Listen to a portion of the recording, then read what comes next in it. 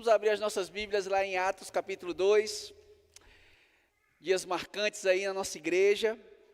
É como se esses 8 anos não passaram batidos, vamos dizer assim, mas agora começa uma nova fase.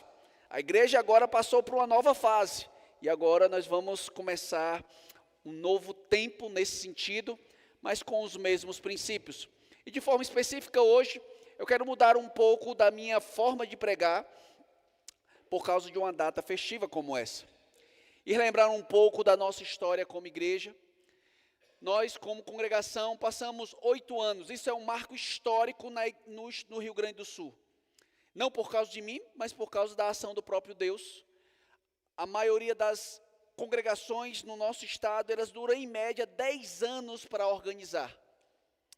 E Deus, pela sua providência, fez porque essa igreja começasse de um grupo de jovens, como está aqui o nosso irmão João, ali, sua esposa, Andréa, começando a se reunir por causa que estavam insatisfeitos com as suas igrejas, e logo a gente fica pensando, será que vai dar certo um grupo de jovens se reunindo, porque querem temer a Deus, querem amar as Sagradas Escrituras, e saírem dos seus locais, e começaram a se reunir, e Deus foi fazendo. Várias pessoas passaram por aqui, como nós falamos ontem. Eu não sou aquele que começou esse trabalho, eu sou aquele que passou mais tempo na plantação dessa igreja, mas eu não sou o responsável nesse sentido para ser a glória. E nenhum de vocês, a glória que é devida deve dar a Deus. O que nós fazemos e que devemos fazer ainda é pregar o Evangelho, evangelizar, cuidar de pessoas e amar a Cristo acima de qualquer coisa. Se nós fizermos isso, pode ter certeza que vai passar 10, 20, 30, 40, 50 anos e a igreja ainda vai continuar a avançar. E durante esses 8 anos, todos os anos, nós recebemos novas pessoas. Pessoas são transferidas, pessoas se convertem, saem das trevas para a luz, pessoas saem de outras denominações e vêm para a igreja. E é assim que a igreja começa a crescer. Então, quando nós pensarmos sobre qual é a estratégia da plantação de uma igreja, a estratégia de uma plantação de igreja é a vida simples, comum de uma igreja. Evangelização, pregação do evangelho, cuidado mútuo e viver para a glória de Deus. Quando nós acharmos que o poder está no homem, pode ter certeza que a queda vai ser certa. Quando nós começarmos a negligenciar, deixando aquilo que é fundamental, a saber, as Sagradas Escrituras, para colocar outras coisas, pode ter certeza, eles vão crescer numericamente, mas vai começar a sair várias pessoas, e é isso que tem acontecido em várias igrejas. Igrejas que aparentemente deixaram as Escrituras Sagradas como a sua única regra de fé e prática e foram adotando coisas para colocar dentro da igreja, atrás de atrair o mundo. Qual foi a consequência? Essas igrejas deixaram de ser igrejas e viraram, como fala a nossa confissão de fé, sinagoga de Satanás, e até mesmo o Apocalipse fala sobre isso. Então, como seria a vida comum de uma igreja? A vida comum de uma igreja está aqui, em Atos capítulo 2, a partir do versículo 41 até 47. Se vocês observarem, eu não comecei no versículo 42, porque eu acredito que há um paralelo entre o versículo 42 e o versículo 47. E observe esse paralelo. Vou ler o versículo 41 e o versículo 47. Então, os que lhe aceitavam a palavra foram batizados, fazendo um acréscimo naquele dia de quase 3.000 pessoas. Observe a responsabilidade do homem. Agora observe a ação sobrenatural de Deus chamando pessoas. Versículo 47. E louvando a Deus, contando com a simpatia do povo. Enquanto isso, quem estava acrescentando? O Senhor estava acrescentando dia a dia os que ia sendo salvo. Mostra a realidade da responsabilidade do homem, mas mostra a realidade também que o que está por trás de tudo isso é a soberania de Deus, agindo pelo poder do Espírito Santo, tirando pessoas das trevas para a maravilhosa luz, transformando o coração de pedra para coração de carne. E diante disso, irmãos, há em nosso meio muita confusão a respeito da ação poderosa do Espírito Santo. Há uma confusão. Nós não sabemos mais qual é a missão ou a finalidade do Santo Espírito. E muitas pessoas acham que a Igreja Presbiteriana do Brasil não acredita no Espírito Santo. Pode um negócio desse? Pode um negócio desse, uma pessoa achar que a nossa igreja não acredita na ação do Espírito Santo? Irmãos, 1 Coríntios capítulo 12 fala que ninguém pode dizer Jesus como Senhor se não for pelo Espírito. Ou seja, nenhum de vocês podem declarar que Jesus Cristo é o Senhor da vida de vocês se não tiver uma ação sobrenatural do Espírito Santo agindo no coração da pessoa, para que ela possa dizer assim: eu quero que Jesus Cristo seja o meu Salvador e o meu Senhor. O grande problema é que a partir do século XIX, começou um movimento conhecido como movimento pentecostal e neopentecostal, que gerou uma confusão na cabeça das pessoas, que acha que a ação do Espírito Santo é quando uma pessoa cai no chão, ou quando uma pessoa está falando em uma língua que ninguém conhece. Mas observe que Atos capítulo 2, ele vai falar da descida do Espírito Santo. E a descida do Espírito Santo, ela tem um propósito. Não é para que a pessoa fique cega no sentido de não reconhecer a Jesus, mas como os evangelhos vêm nos ensinando, quando o Espírito Santo desce, ele tem a missão de apontar para o nosso Salvador.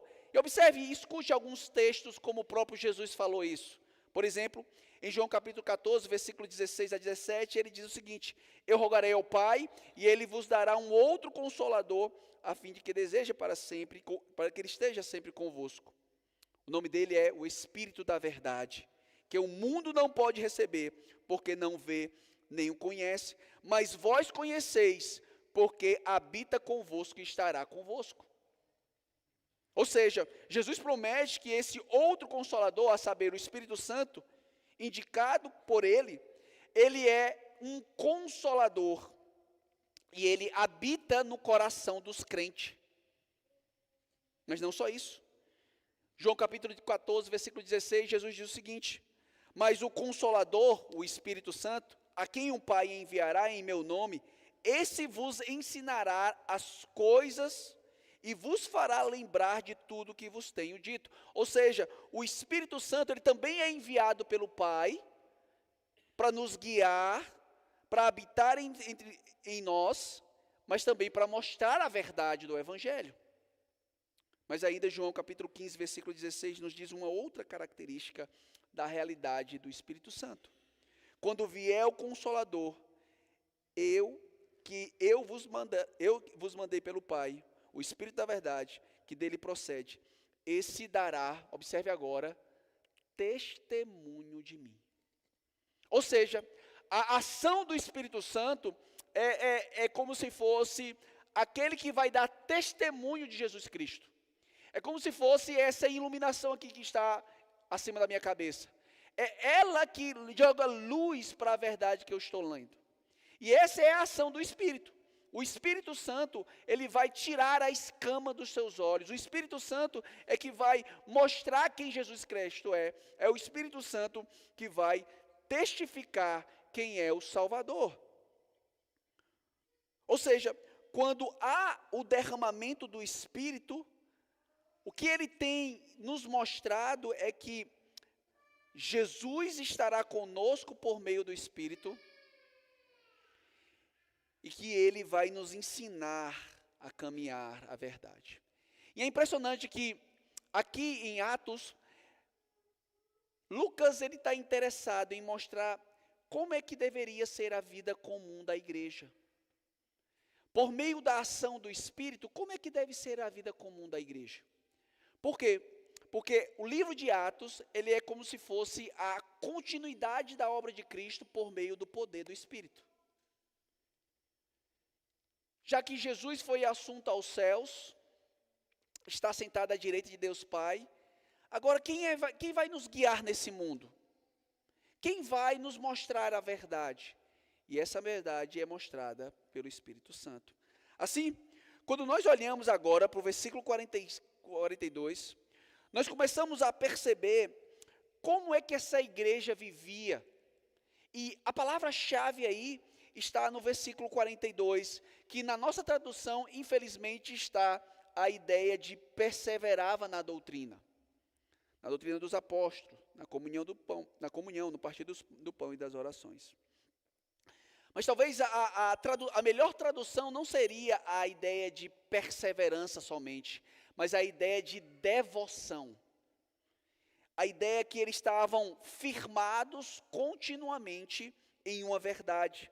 Essa mesma palavra aparece lá em Atos capítulo 6, versículo 4, enquanto a ordenação dos diáconos e o que é que os apóstolos deveriam fazer. O texto nos diz que, quanto a nós, os apóstolos, nós nos consagraremos à oração e ao ministério da palavra. Ou seja, a ideia de perseverança aqui não é aquela ideia que quando nós estamos em sofrimento nós temos que perseverar. Não é essa a ideia. A ideia aqui é de uma devoção. E é isso que nós temos que ser como igreja. Se nós queremos fazer a diferença e continuar vivendo para a glória de Deus, nós precisamos de ter devoção. E essa devoção, ela envolve 4 elementos que estão diretamente relacionados à adoração pública. Quais são esses 4 elementos? Doutrina dos apóstolos, na comunhão, no partir do pão e nas orações. Esses 4 elementos, irmãos, são elementos fundamentais, que eu poderia dizer que são meios de graça para o crescimento do povo de Deus. Lembre-se, na sua caminhada cristã, ela nunca vai ser retilínea, nunca. A sua caminhada cristã, ela vai descer na cova e vai levantar de novo. Vai ser sempre crescendo, mas há momentos que você vai para a cova, e há momentos que você levanta, há momentos que você está mal, há momentos que você levanta. Só que o que nós não podemos fazer em ambos os momentos é negligenciar esses meios de graça. E qual é o primeiro meio de graça que a Bíblia nos ensina? A devoção na doutrina dos apóstolos. Os nossos pais, eles falavam que a pregação era uma marca de uma igreja saudável. Vocês sabem que quando eu começo a mexer muito, agoniado, quando um pastor ou qualquer outra pessoa começa a falar mais dele do que a Bíblia, eu fico agoniado. Porque aqui não é o local de dar o testemunho do Marcelo. Aquilo que Deus fez durante a história, aquilo como Ele me tirou de tal canto. Não é esse momento, esse não é o momento do meu testemunho. Esse é o momento de nós proclamarmos a mensagem do Evangelho. Esse é o momento onde Deus vai usar homens dotados pelo dom da pregação para pregar o Evangelho. Qual é a consequência disso? A consequência disso é que quando nós pregamos o Evangelho, há uma ação sobrenatural do Espírito no coração daqueles que estão ouvindo. Por isso que nós somos uma igreja apostólica. Nós temos muita dificuldade, às vezes, pessoas que vêm de outro meio, de pensarmos um pouco sobre o credo apostólico. Se você foi um tempo, por exemplo, do catolicismo romano, talvez você fez a sua primeira comunhão e você aprendeu e memorizou o credo apostólico. E aí quando você vem numa igreja reformada recitando o credo apostólico, você diz, pronto, eles são primos dos católicos romanos. Mas não tem nada a ver isso. Se você ler o credo apostólico, ele fala sobre o Deus Pai, o Deus Filho e o Deus Espírito Santo. Essa é a essência de uma igreja cristã. Uma igreja cristã, ela tem como o seu fundamento a Trindade. E é isso que é a pregação. A pregação é Deus chamando um homem para ser o arauto do Senhor. Ele profere Cristo, mas quem age no coração é o Espírito Santo. E é isso que o Espírito faz. Se fosse trazer uma palavra moderna, o Espírito ele faz um empoderamento no coração daqueles que ouvem o Evangelho. E a conclusão é que a pregação deve ser a essência da vida de uma igreja. Quando nós saímos aí e conversamos com outras pessoas e olham por aquilo que Deus fez na nossa vida, as pessoas perguntam: Marcelo, me diz aí o que foi que você fez? Qual foi as estratégias para a plantação de igreja? Eu disse: meu irmão, muitos de vocês sabem que nesse período de 6 anos em Bagé, eu fiz um curso chamado curso de revitalização de igreja, E era interessante que aquilo que as pessoas perguntaram era: o que nós temos que fazer para plantar e revitalizar a igreja?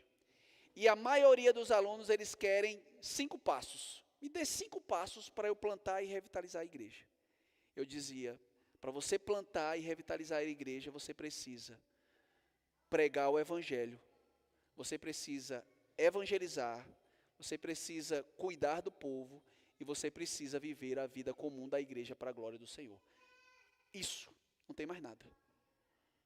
Se nós continuarmos a fazer isso, não só a vida de um pastor, não só a vida dos presbíteros, não só a vida dos diáconos, mas se toda a igreja entender que nós devemos continuar pregando o Evangelho, cuidando de pessoas,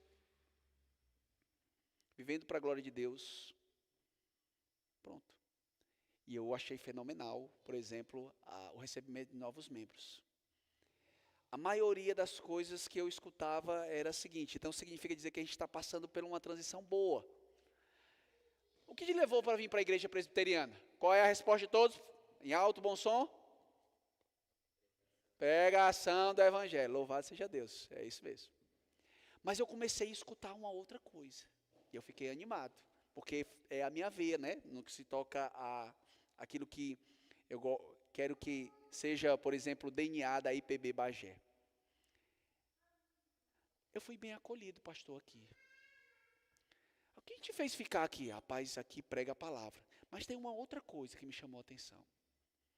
Eu fui bem acolhido. Aí eu sou o mais chorão do universo, Sou o bebê chorão. Aí começa. É isso mesmo. Não basta só a gente pregar o Evangelho, e eu não estou dizendo que isso é a essência da igreja, é a pregação do Evangelho, mas também nós devemos vivenciar o Evangelho. E é por isso que a segunda marca de um meio de graça, de um culto, é a comunhão. E literalmente é concordar e ter um único propósito, e o nosso propósito é glorificar a Deus. Como diz Bonhoeffer, a vida cristã é uma vida vivida juntamente. Por isso, irmãos, eu quero mais uma vez conclamar a igreja.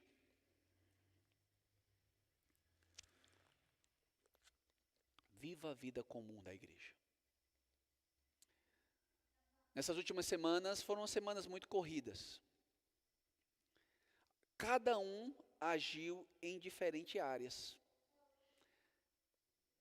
Mas se você passou essas 2 semanas e veio para a igreja e contemplou essa beleza, eu sinto me falar, irmãos, você precisa viver a vida comum da sua igreja.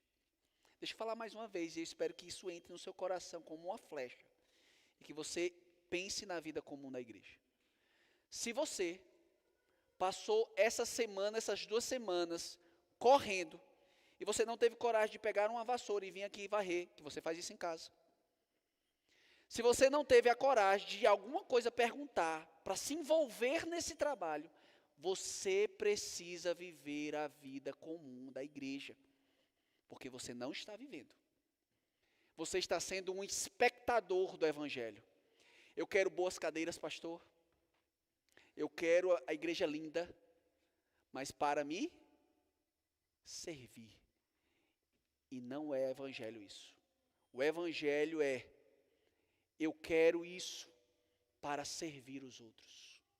E se você passou essas 2 semanas e não fez nada, não se envolveu com nada, você precisa viver a vida comum de sua igreja local.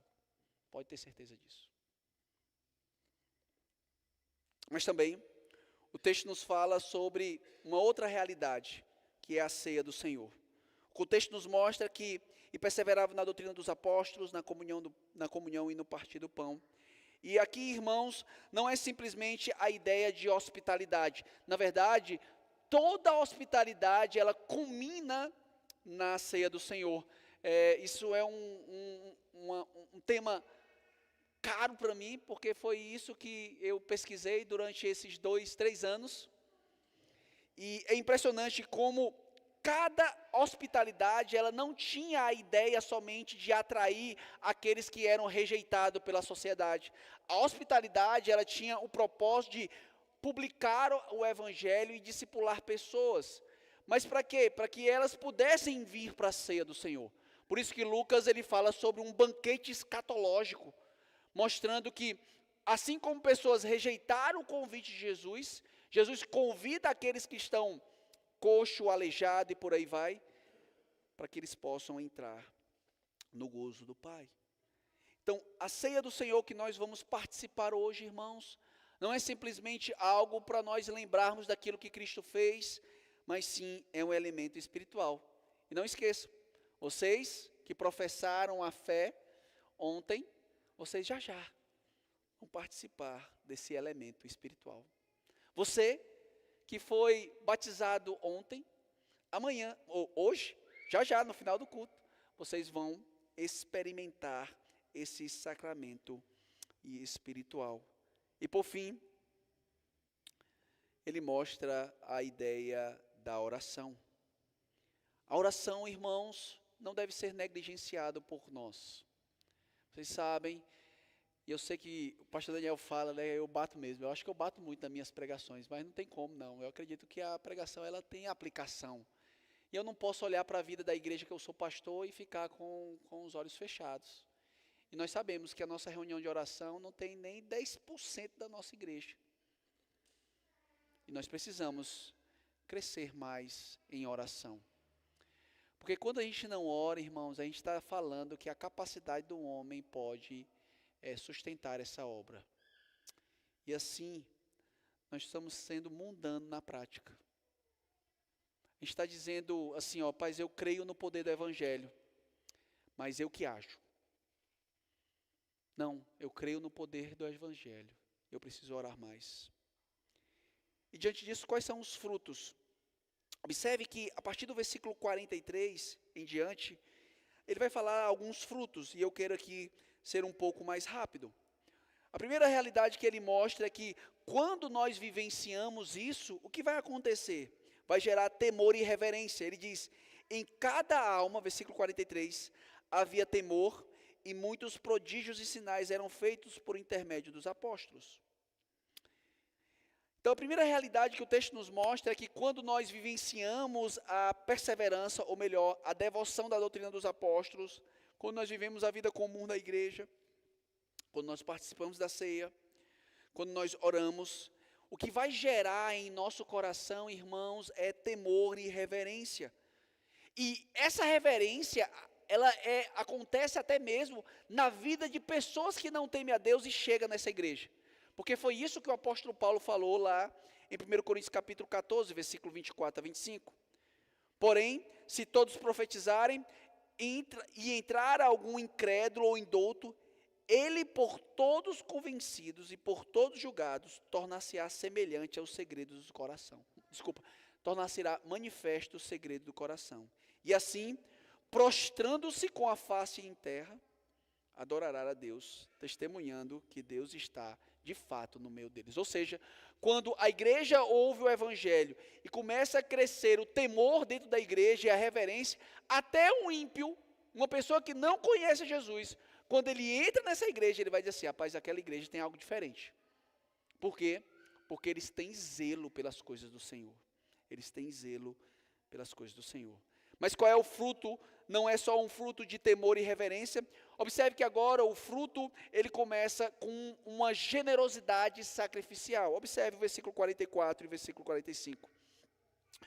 Todos os que creram estavam juntos e tinham tudo em comum. Observe que isso não é socialismo nem marxismo. Vendia suas propriedades e bens, distribuía o produto entre os todos à medida que alguém tinha necessidade. Alguns, principalmente aqueles que têm um viés socialista, eles olham esse texto e quer dizer que agora nós temos que dar as nossas propriedades e viver uma vida de pobreza. E é impressionante, né, que quem fala isso, ele que está na pirâmide, ele não está na vida de pobreza, né? Quem está na vida de pobreza são todos aqueles que estão debaixo da pirâmide, ou na plataforma, ou na base da pirâmide. O que está na linha, lá na torre da pirâmide, ele está vivendo bem, com prosperidade, e está vivendo muito bem, viajando para tudo que é canto, e tendo o carro do ano, e não sei o que lá. Quem está lá na base do triângulo, está vivendo uma vida miserável, de pobreza, e por aí vai. Então, é fácil assim, não é não? É muito fácil. E isso acontece também, pode acontecer na vida da igreja. Nós acharmos que nós fomos chamados para apenas acudir os pobres. Nós não somos chamados para isso. Graças a Deus que hoje nós temos uma diaconia.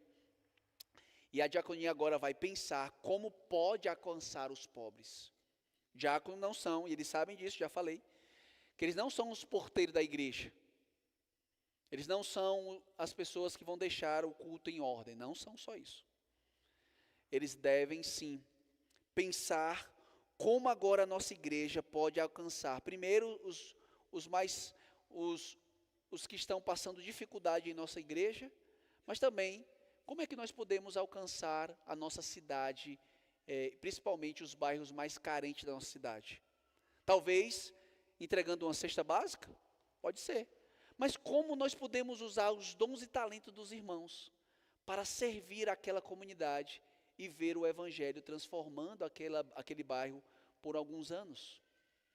Então, os diáconos dessa igreja, eles vão pensar, e eles vão trazer projetos para o conselho, e nós vamos agir dessa forma para a glória de Deus. Mas não esqueçam, todo ano, antes do dia 24, nós vamos alcançar algum bairro da nossa cidade para fazer alguma programação e servir de alguma forma.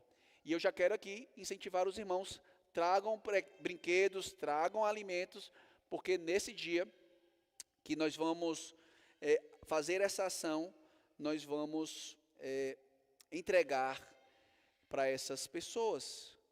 Mas qual é o ponto aqui? O ponto aqui, irmãos, é quando cresce o nosso temor e a nossa reverência, a consequência é que nós ficamos mais generosos e há uma generosidade sacrificial. De forma específica aqui, envolve doação, seja nesse caso de uma igreja, dízimos e ofertas, mas eu gostaria de pensar em outras questões, em doação de nosso tempo, em doação do nosso sacrifício. Irmãos, eu tenho certeza,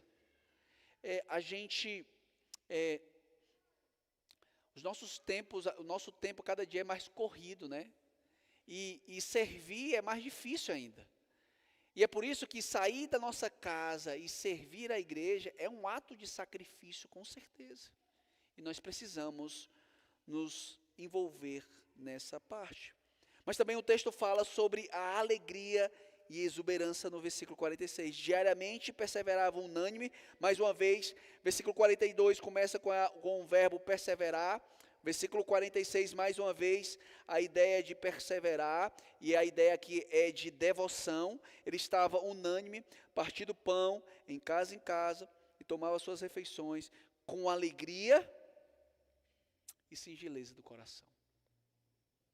Nós somos um povo alegre, irmãos. Tem luta demais nesse mundo, mas nós somos um povo da alegria. Lucas é conhecido como o Evangelho da Alegria. E Filipenses também, né? Conhecido como a Carta da Alegria. E eu, como percebi essas questões, é interessante como tem refeição no Evangelho de Lucas. é muito melechete. Lucas é muita comida, meu irmão. Não tem como, e era celebração. E quando você pesquisa um pouco mais sobre a hospitalidade, não era simplesmente uma comida assim.